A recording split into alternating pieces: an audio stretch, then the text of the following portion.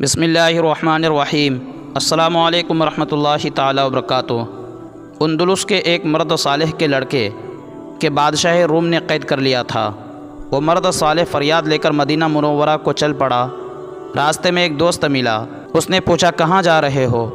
تو اس نے بتایا کہ میرے لڑکے کو شاہ روم نے قید کر لیا ہے اور 300 روپیہ اس پر جرمانہ کر دیا ہے۔ میرے پاس اتنا روپیہ نہیں جو دے کر میں اسے چھڑا سکوں، اس لیے میں حضور صلی اللہ تعالیٰ علیہ وسلم کے پاس فریاد لے کر جا رہا ہوں۔ اس دوست نے کہا مگر مدینہ منورہ ہی پہنچنے کی کیا ضرورت ہے؟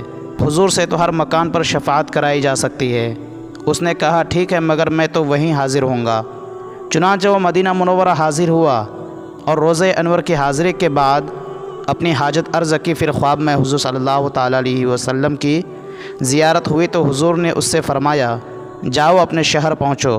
چنانچہ وہ واپس آ گیا اور گھر آ کر دیکھا کہ لڑکا گھر آ گیا ہے۔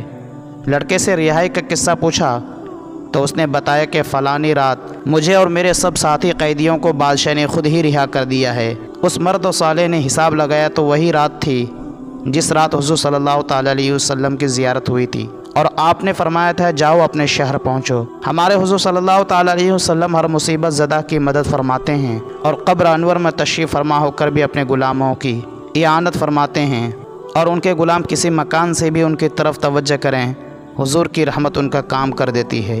سبحان اللہ۔ اور یہ بھی معلوم ہوا کہ پہلے کے بزرگ بھی حضور کی بارگاہ میں فریادیں کیا کرتے تھے اور اسے کسی نے بھی شرک نہیں کہا۔